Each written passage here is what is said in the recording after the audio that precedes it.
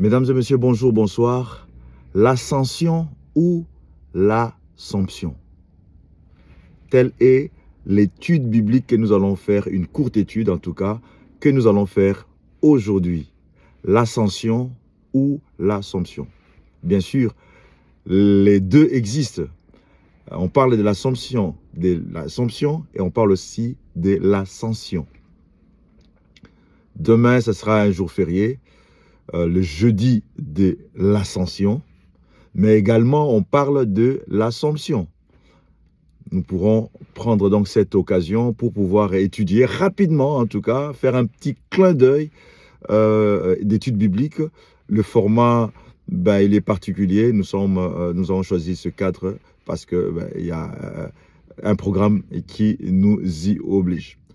Parlons donc de l'ascension. L'ascension, jeudi de l'ascension, donc c'est donc demain.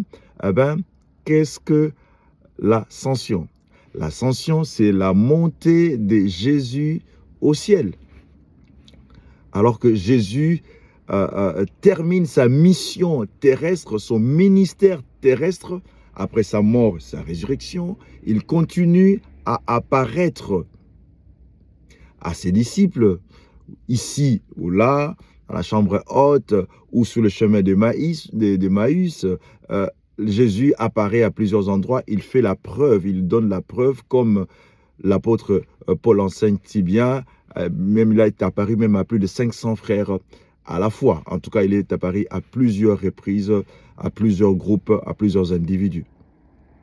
Mais le jour où il termine toute cette mission, il les amène tous à la montagne des Oliviers, là où il est en train de les enseigner, de leur parler, et lorsqu'il est en train de leur donner ses discours magistraux sur la grande commission, allez partout dans le monde entier, faites des disciples, les baptisant au nom du Père, du Fils et du Saint-Esprit, et enseignez-leur à observer tout ce que je vous ai prescrit, et voici je suis avec vous tous les jours jusqu'à la fin. Et là, pendant qu'il est en train de leur parler, il a commencé donc à s'élever, il est monté, et puis il a été dissipé par la nuée. Et puis un ange, les anges sont apparus pour justement parler aux hommes qui étaient là. Pourquoi continuer vous à regarder au ciel? C'est Jésus que vous avez vu monter de la même manière. Il descendra. Nous sommes là dans les livres des Actes des Apôtres, le chapitre 1. C'est ça qu'on appelle l'ascension. L'ascension de Jésus, la montée de Jésus. Et c'est là, lorsque il est en train de monter, il leur fait également, il réitère encore cette promesse de l'avenue du Saint-Esprit, la venue du Saint-Esprit au jour de la Pentecôte. Nous retenons que l'ascension a eu lieu 40 jours après la Pâque. Et c'est pour cette raison-là que l'ascension tombe toujours un jeudi. Toujours un jeudi, on parle jeudi, l'ascension, ça sera toujours un jeudi. Mais pourquoi ça sera toujours un jeudi? Parce que 40 jours après la Pâque, qui tombe toujours pour nous chrétiens un dimanche, l'ascension sera toujours un jeudi. Et 10 jours plus tard, ça sera la Pentecôte, bien sûr, la promesse réalisée. Jésus-Christ tient parole, le Saint-Esprit, le Paraclet, le Consolateur promis, vient, il trouve bien sûr les disciples qui étaient terrés dans la chambre haute en train de prier, en même temps apeurés le fait que leur maître Jésus est mort, a été crucifié par les Romains, les Juifs l'ayant vendu, l'ayant livré, bien sûr, ils ont peur et ils se cachent. Donc, l'ascension est donc un couronnement de l'entrée de Jésus dans le ciel, et c'est là qu'il est parti pour s'asseoir à la droite de Dieu, bien sûr, son Père. C'est là également qu'il fait la promesse du Saint-Esprit, et en même temps, il nous donne également l'espérance. Il augmente notre espérance et il signe sur la feuille qui nous parle de l'espérance qu'il reviendra, il est avec nous. Et voici, je suis avec vous. Je suis avec vous. Ça nous augmente notre foi et nous savons que lorsque les anges parlent, témoignent et disent, c'est Jésus que vous avez vu monter, de la même manière il descendra. C'est déjà de l'eschatologie, ils nous apprennent que Jésus reviendra. Les 3 leçons que nous pouvons garder au travers de cela, c'est que 1, Jésus nous promet le Saint-Esprit et il les réalise 10 jours plus tard. 2, il monte, c'est là qu'il monte au Père pour s'asseoir à la droite de Dieu en disant que voici, je suis avec vous tous les jours, tous les jours. Donc, même s'il est monté, il est avec nous tous les jours, bien sûr, c'est au travers du Saint-Esprit. Donc, nous n'avons plus à avoir peur. 3, il a dit, ça c'est l'ange qui parle, de la même manière que c'est Jésus, vous avez vu monter, il reviendra, c'est l'espérance du chrétien, c'est l'eschatologie, ça veut dire qu'il reviendra pour chercher son Église. Voici les 3 leçons que nous pourrons retenir. Les bases bibliques sont donc dans le livre des Actes des Apôtres, au chapitre 1, on parle avec moult détails sur cette ascension. Et également, nous avons dans le livre de Luc, donc le chapitre 24 de Luc également, nous donne quelques éléments qui appuient cet heureux événement, ce miracle. C'est un miracle de voir quelqu'un s'élever et partir. Et en plus, cela était devant plusieurs témoins, nous y reviendrons.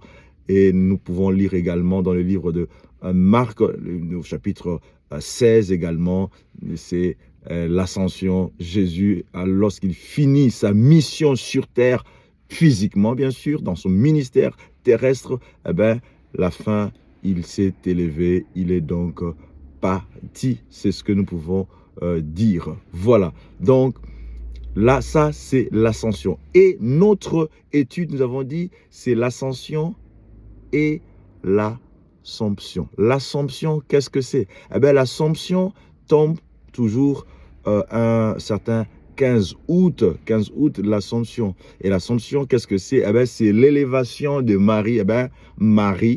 Marie, la mère de Jésus, serait, semble-t-il, aussi montée dans le ciel. Nous qui sommes en Occident, notamment en Europe occidentale, nous avons, toute l'Europe, mais je pense que, surtout l'Europe occidentale, la plupart des pays, nous nous réjouissons d'avoir un jour férié le 15 août. Mais néanmoins, il est important que dans le cadre de cette étude, alors que nous sommes les étudiants de la parole de Dieu, nous avons fouillé dans les Écritures et nous n'avons trouvé aucune trace de cette fête ou de cette commémoration, de cette, semble-t-il, montée ou cette assomption de Marie, que Marie serait enlevée ou serait au ciel. Elle est au ciel, c'est une certitude.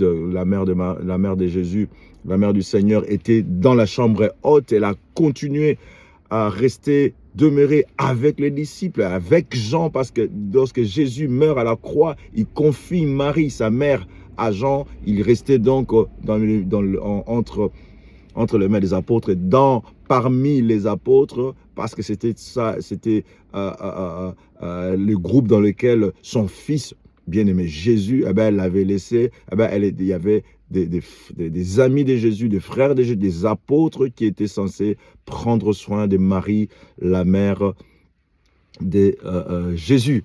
Mais le fait qu'elle soit montée au ciel, nous n'avons aucun élément scripturaire, aucun verset, aucun mot de la Bible qui nous disent que Marie serait montée au ciel. Donc, nous assistons à une supercherie de l'ennemi qui chaque fois vient pour singer les choses de Dieu, les choses du Créateur. Jésus est monté au ciel, ça nous a laissé donc cette ascension.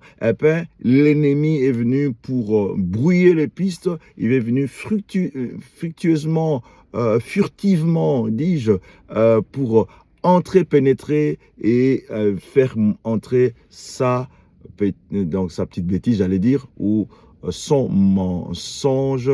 Et là, en y mettant un jour férié, nous sommes donc dans la joie mais nous devons avoir l'œil ouvert, la compréhension, car le peuple périt faute de connaissance. Nous refusons de périr parce que nous avons étudié les Écritures. Vous pouvez étudier les Écritures pour aller chercher l'Assomption. Eh bien, vous ne trouverez aucun élément scripturel de l'Assomption. Voilà donc ce que nous pouvons retenir aujourd'hui par rapport à cette courte étude de l'Ascension ou l'Assomption. Et l'Ascension est devenue férié, on va dire, elle est devenue d'abord, elle a été canonisée par le pape Léon Ier. Nous sommes là donc au IVe siècle, et en France, elle est devenue un jour férié par Napoléon dans les années 1800, et puis bien sûr la Belgique, nous étions dans le courant, dans l'empire napoléonien, nous avons ainsi hérité, et puis cela s'est répandu dans quelques pays occidentaux de traditions catholiques et même des traditions protestantes. Voilà ce que nous pouvons retenir. Donc, que la paix de Dieu qui surpasse toute intelligence garde donc nos cœurs, nos pensées en Jésus-Christ.